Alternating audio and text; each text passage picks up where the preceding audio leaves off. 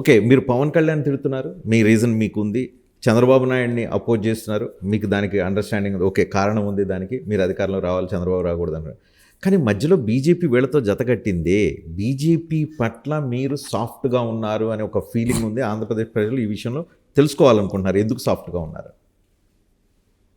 సాఫ్ట్గా ఎక్కడున్నాం రజనీ? సాఫ్ట్గా నిన్న కూడా నా స్పీచ్లో బీజేపీని తిట్టాను. తిట్టే పద్ధతిలో ఎంతవరకు తిట్టాను అంతవరకు తిడతాను. ముస్లిం రిజర్వేషన్లు ఉన్నాయి, రద్దు చేస్తానని చెప్పి బీజేపీ చెప్తుంది. ప్రధానమంత్రి స్వయంగా చెప్తూ ఉన్నారు. మీరు గట్టిగా రిజర్వేషన్లు రద్దు చేస్తే నేను అడ్డం నిలబడతానని చెప్పగలుగుతారు. నిన్న నా నెల్లూరు స్పీచ్ మీరు చూశాను. దయచేసి ఒకసారి రీక్యాప్ చేసుకోండి. నేను ఏం మాట్లాడానో ఒకసారి వినండి. దాంట్లో చాలా ప్రస్ఫుటంగా చెప్పిన, చాలా క్లియర్గా చెప్పిన. బేసికలీ ముస్లిం రిజర్వేషన్ అనడమే తప్పు. బికాస్ అది ముస్లిం రిజర్వేషన్ కాదు. అక్కడ కూడా ముస్లిం కమ్యూనిటీలో కూడా పఠాన్స్కు రిజర్వేషన్ లేదు, ముఘల్స్కి రిజర్వేషన్ లేదు, సయ్యద్లకు రిజర్వేషన్ లేదు.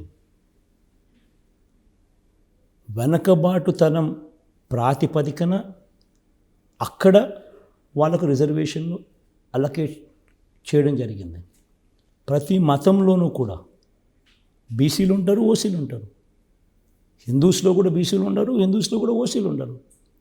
సామాజికంగా ఆర్థికంగా వెనకబడిన వర్గాలు ఉంటాయి, సామాజికంగా ఆర్థికంగా ముందున్న వర్గాలు ఉంటాయి. ప్రతి మతంలోనూ ఉంటారు. ఒక్క ముస్లిమ్స్ దగ్గరకు వచ్చేసరికి మాత్రం దాన్ని రాజకీయం చేసేందుకు ముస్లిం రిజర్వేషన్స్కి నేను వ్యతిరేకం అని అనడం ఎంత మటుకు ధర్మం? ఆ రకంగా బీజేపీ అనడం చాలా తప్పు అని నేను గట్టిగా మాట్లాడుతూ చెప్పాను. అనడమే కాకుండా ఇంకోటి కూడా చెప్పాను.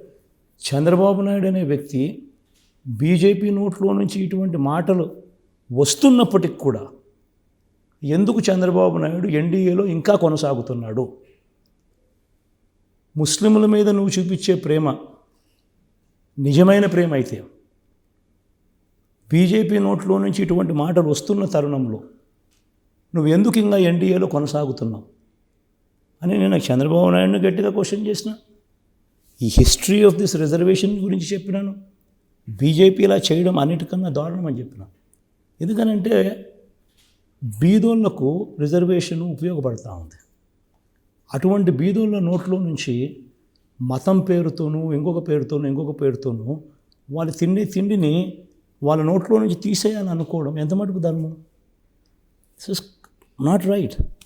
బీజేపీ రేపు మళ్ళీ అధికారంలోకి వస్తే ముస్లిం రిజర్వేషన్లు తీసేస్తానని గంటా బజాయించి చెప్తోంది. మీరు ప్రజలకు ఈ సందర్భంగా ఎస్పెషల్లీ ముస్లిం సమాజానికి ఎష్యూరెన్స్ ఇవ్వగలుగుతారా? నేను అడ్డం పడతాను, రిజర్వేషన్లు రద్దు కానివ్వకుండా చూస్తాను అని ఎష్యూరెన్స్ ఇవ్వగలుగుతారా? నేను నెల్లూరు మీటింగ్లోనే చెప్తున్నాను. It's exactly what I said.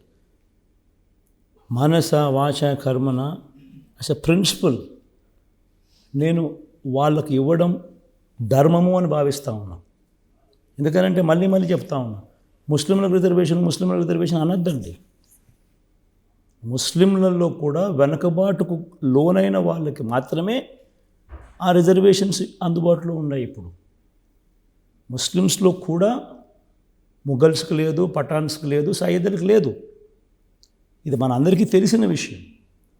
మరి అలాంటప్పుడు ఏ రకంగా ముస్లిం రిజర్వేషను అని చెప్పి దాన్ని బ్రాండింగ్ చేసి ఏ రకంగా దాన్ని వాళ్ళు తీయగలుగుతారు? డెఫినెట్లీ కోర్టుకు కూడా పోతాం. కోర్టులో ఆల్రెడీ కేసు జరుగుతూ ఉంది. డెఫినెట్లీ కోర్టులో కూడా లాజికల్ ఆర్గ్యుమెంట్ అనేది కోర్టులో కూడా డెఫినెట్లీ వినిపించే కార్యక్రమం చేస్తాం. పార్లమెంట్లో కూడా లాజికల్గా డెఫినెట్లీ వినిపించే కార్యక్రమం చేస్తాం. మతం అనేది సపరేట్, రిజర్వేషన్స్ అనేది సపరేట్.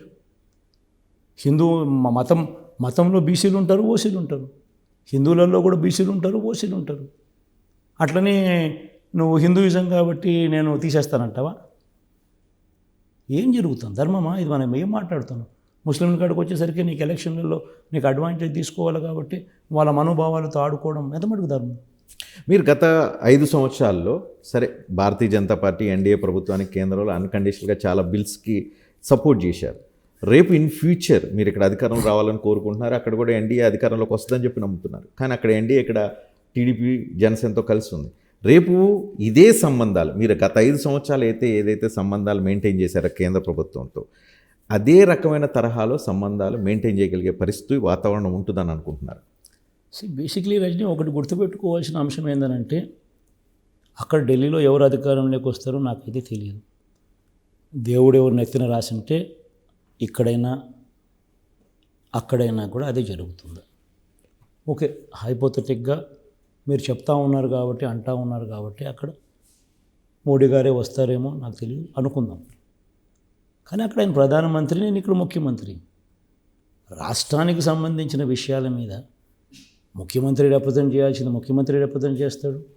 ప్రధానమంత్రిని కలవాల్సిన సందర్భంలో కలవాల్సిన అంశాల మీద ఖచ్చితంగా కలుస్తాం. చెప్పాల్సిన విషయాలు చెప్తాం. కేంద్రం నుంచి రాబట్టిన కాడికి, తేగలిగిన కాడికి, రాష్ట్రానికి రావాల్సిన డబ్బులు, రావాల్సిన వనరులు తేగలిగిన కాడికి తెచ్చే ప్రయత్నం ప్రతిదీ కూడా చేస్తాం. కానీ మద్దతు ఇచ్చే కార్యక్రమం ఏదైతే మీరు చెప్తా ఉన్నారో, వేరియస్ బిల్స్కి సంబంధించి మద్దతు ఇచ్చే కార్యక్రమం మీరు ఏదైతే చెప్తా ఉన్నారో, అక్కడ నేను ఈరోజు కూడా చెప్తా ఉన్నాను. ఈ రోజుకి కూడా బీజేపీ ప్రవేశపెట్టిన అన్ని బిల్లకు మేము మద్దతు ఇవ్వలేదు. మేము డిస్క్రిప్షన్ వాడతాం. పలాని బిల్లుకు సపోర్ట్ ఇవ్వాలన్నా, పలాని బిల్లుకు సపోర్ట్ ఇవ్వకూడదా అని. సపోర్ట్ ఇవ్వకూడని బిల్స్కు మేము సపోర్ట్ ఇవ్వము. సపోర్ట్ ఈదగ్గ బిల్లు ఉంటే తప్పకుండా ఇస్తాం. దాని గురించి బీజేపీనా ఇంకొకరా అని చెప్పి ఆలోచన చేయాల్సిన పని లేదు. దాని గురించి ఇంత మాట్లాడాల్సిన పని కూడా లేదు.